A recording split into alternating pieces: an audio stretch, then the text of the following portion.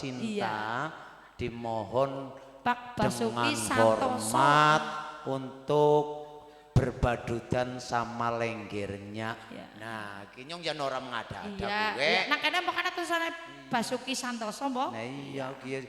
Iya. Oke, anak tanda tangannya barang nang walike dari istri tersayang. Ah iya. Benar gue. Yes, ngono. Nah, terus tapi nek Pak Basuki dhewek kan aku ora yakin nek ngerti kancane kowe sebelah Bu Nirwati. apa aja? Langsung dadah. Dadah. Dadah. Sayang. Gue alah. Kok Berarti dadah sayang? ora dadah sayang kayak nu pasrah bongkokan. Pasrah saya nggak mau. Pasrah pokoknya sarap nelas manggar. Apa nanyong wis. Ujarku ke dadah sayang gue. Oh, karepmu. Ya, diaturke. Setunggal mboko setunggal pilih salah siji. Iki mau tak aturke seneng mono ki ora mergo barang larang, wujud barang apik. Sing penting seneng kudu dipinangani yo. Sebelum nyari ricik-ricik saya mau jemput dulu Bapak Basuki. Ah, yo wenang. Enggak sampur. Ini sampurnya mau lengger. Apa? Sampurnya nanti terus. Apa? Kemana-mana tak gendong, kemana-mana tak cari kemana pun Anda pergi. Lari kemana tak gendong, kemana-mana Pak Basuki. Lari kemana tak gendong, kemana-mana. Rika nang apa kukur-kukur mumat? Walah, ya. Wes. Nah, ojo saru. Ayo ora saru. Ya. Ki ayu lho, itu saru. Nah, waduh. Boyot. Ora sagu. Wis ora kuat. Wis ora kuat, wis ora duwe daya. Lemes banget terus lah. Alah pokoke nyong wis ora duwe daya padha apa. Marai mari ngono sih. Tangguhane ya.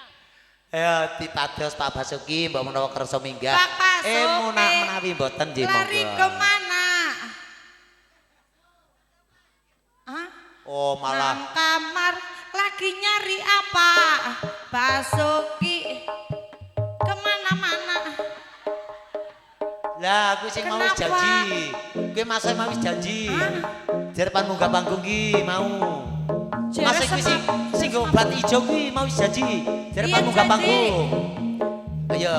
Kan hari ini hari Khusus hiburan. khusus ya, keluarga. Khusus keluarga. Ya, betul. Suruh hiburan. Ayo. Ayo. Kok nyanyi jogetnya kayak gini truk? Ayo mas sini mas. Biar jangan sampai kelamaan yo. Ngiras-ngirus makili Bobo Basuki monggo. Oh enggak mau. Ora padha kersa piye to iki? Piye to Yai? Kok ora kersa? Oh, nenek enggak usah.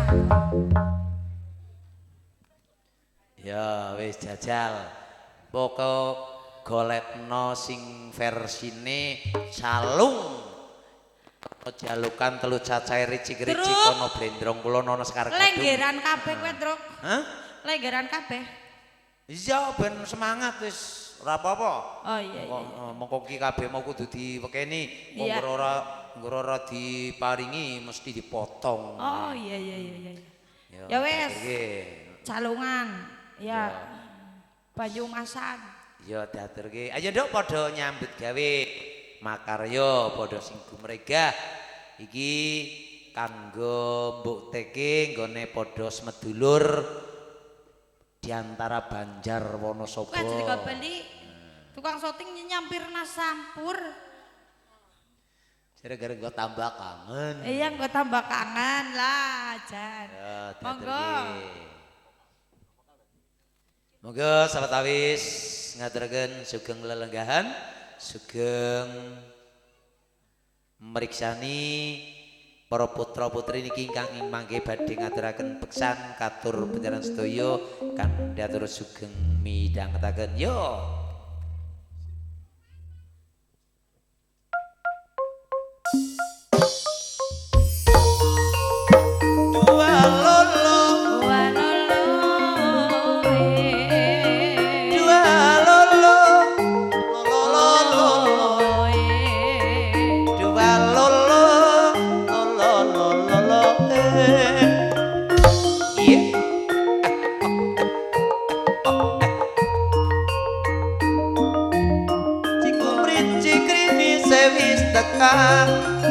Sadela maning bapake wis tekan nyung kaget aduh rika mbetan apa tungkut petakiku isi napa yo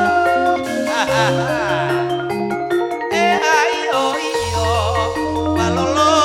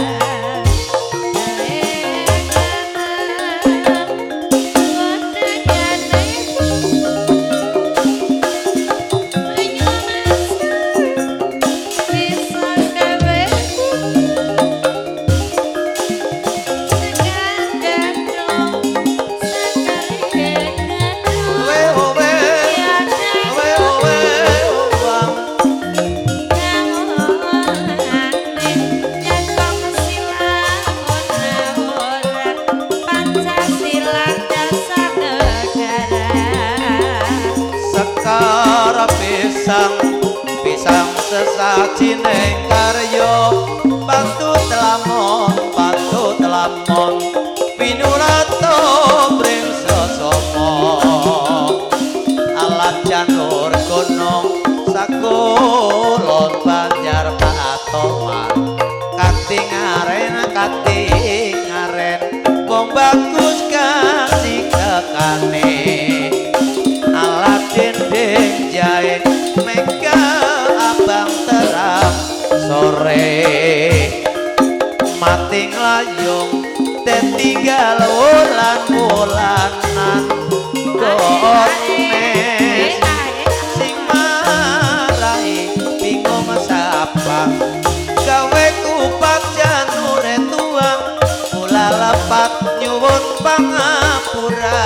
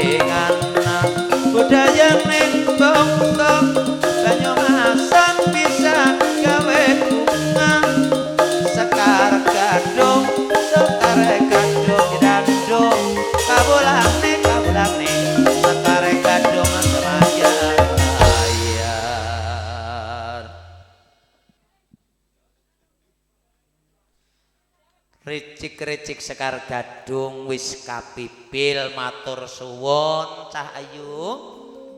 Yo tak aturi lenggah sawetara nyong yo duwe rasa melas karo sliramu.